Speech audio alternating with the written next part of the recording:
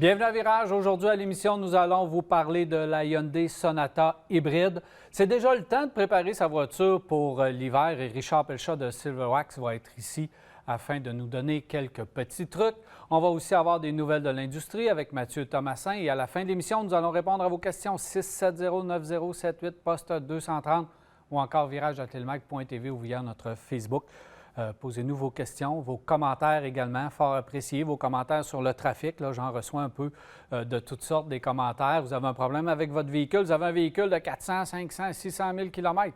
C'est toujours intéressant de le savoir, alors ne vous gênez pas à nous envoyer vos commentaires. Salut Jacques! Salut Daniel! Comment ça va? Ah, je vais très bien, merci. Oui, toi, en as-tu un véhicule à 500 000 km? Non, je m'en suis défait. Mais j'en avais un avec plusieurs années. OK. Oui.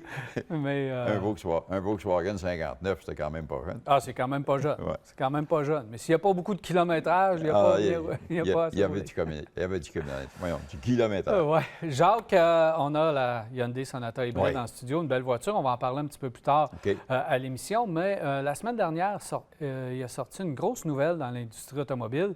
C'est l'alliance entre GM et Honda. Oui. Là, ça a surpris un peu tout le monde. On sait que les alliances sont chose commune maintenant. Oui, celle-là, on ne l'avait pas vu venir beaucoup parce que Honda est peut-être la compagnie la plus timide à faire des alliances. C'est des alliances de moteurs ici et là.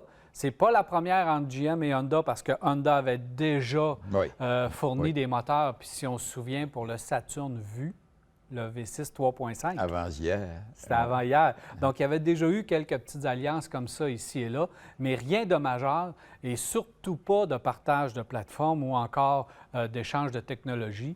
Et là, évidemment, pour la portion Amérique du Nord, dans une première phase, on va pouvoir partager des plateformes et des technologies. Donc, ça veut dire que probablement que Honda ne semble pas vouloir percer dans le véhicule hybride et électrique. On va peut-être se tourner du côté de chez GM, puis vice-versa, dans la petite voiture, du côté de chez GM, c'est un peu plus difficile. Donc, on va peut-être utiliser des plateformes de Honda. Bref, on va voir sous quelle forme ça va se faire, mais c'est une alliance qui reste quand même assez étonnante. Oui. Bien, c'est une bonne nouvelle. C'est une bonne nouvelle parce que ça va permettre aux deux manufacturiers d'aller chercher des technologies ici et là pour être capable de mettre un produit sur le marché qui pourra être drôlement intéressant. Parce que, qu'on le veuille ou pas, GM, au niveau technologie, avec la Volt qu'il y avait eu, les Bolt, je pense qu'ils ont quand même une certaine base intéressante. Honda a aussi une base intéressante. Alors, les jumeler ensemble et l'échange surtout des plateformes, moi, je pense. C'est ça qui va... Parce que développer une plateforme, là, on le sait, ça coûte une fortune. Et quand on dit une fortune, c'est pas un coût de 100 000, ça coûte millions. Et alors, 2 milliards. Alors, être capable d'échanger une plateforme, et après ça, bien entendu, on va mettre la carrosserie qu'on veut mettre dessus chez chaque manufacturier. Et GM, on les manufacture aux États-Unis pour faire ça. Honda en a aussi. Ça va permettre justement un bel échange. Je pense que c'est... Il y a des gens là, qui disent « Ouais, mon Honda, moi, là, je veux pas qu'il y ait un produit GM après. » Ou le contraire. Bien, on est rendu à ça. Là, attention.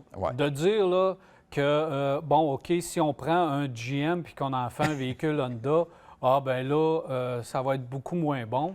Dans les dernières années, Honda, ça n'a pas été des années très, très glorieuses de leur côté. Puis du côté de GM, à chaque fois qu'on touche un nouveau produit, on se dit « Wow! » l'amélioration est notable, l'amélioration est là.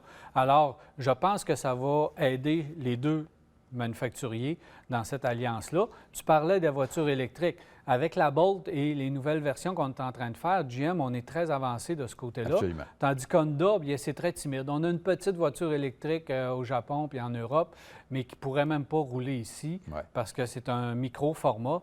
Alors, on n'est pas vraiment développé. On a une Clarity qui est superbe, mais je ne parle pas au niveau design, je parle au niveau technologie qui fait le travail, qui est une copie de la Volt.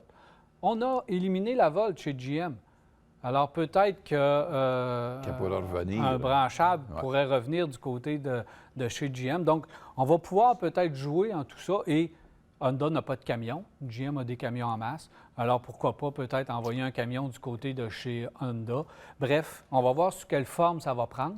Je pense que les hybrides et les voitures électriques, c'est la première branche où on va peut-être voir des alliances et des partages entre les deux manufacturiers. Ouais. Et qu'on le veuille ou pas, GM actuellement, les manufacturiers américains actuellement ont une belle cote de qualité de voiture. Quand on regarde ce qui se passe, quand JD Power nous fait parvenir les normes, pas les normes, mais le nombre de véhicules, à quel niveau ils sont rendus, bien, tu vois que tu vois apparaître les GM, par exemple, parmi les meilleurs. Ben oui. Manufacturier. Alors, moi, je pense que ça va aider devenir les deux partenaire avec Honda, c'est tout simplement un ajout extraordinaire. Puis on oublie que, bon, on dit que c'est la norme, là, mais dernièrement, PSA, Chrysler, donc Peugeot, Citroën, Opel, Vauxhall, sont maintenant avec Chrysler. Donc ça aussi, ça va donner de signer, eux autres aussi, une alliance très intéressante. Ça va s'appeler Stellantis ou Stellantis. Stellantis, oui. Stellantis. Ce qui veut dire qu'il est beaucoup d'étoiles, beaucoup de choses. Une brillée d'étoiles ou une constellation, quelque chose du genre. Donc... mais ils n'utiliseront pas ce nom-là. Non, ils vont continuer à utiliser PSA et Chrysler. Donc, Chrysler. Ça aussi, c'est une belle alliance. On sait que Renault, Nissan, Mitsubishi, Toyota a beaucoup d'alliances. Étrangement, on a l'impression qu'ils font cavalier seul, mais c'est pas vrai. On partage des affaires avec Mazda. On le sait, avec la Mazda 2, maintenant, c'est terminé, mais c'était avec Mazda. Subaru, Suzuki et BMW. Oui. Donc, chez Toyota, on a aussi une alliance. Ford et Volkswagen. On semble oublier, mais Ford et Volkswagen travaillent aussi ensemble. Donc, sur des nouvelles technologies. Eux, c'est surtout en Europe, mais on devrait voir le fruit de ça bientôt ici en Amérique du Nord. Bref, c'est à surveiller. Est-ce qu'on va se ramasser un jour avec une seule méga grosse compagnie d'automobile? Je ne le sais pas. Mais là, on voit qu'on travaille ensemble et il y a à peine une vingtaine d'années, on n'aurait jamais imaginé ça. Jamais. PSA et FCA, ça va devenir le troisième plus gros manufacturier au monde. C'est pas à peu près, là. Alors, ça va permettre justement des économies certaines. Ouais.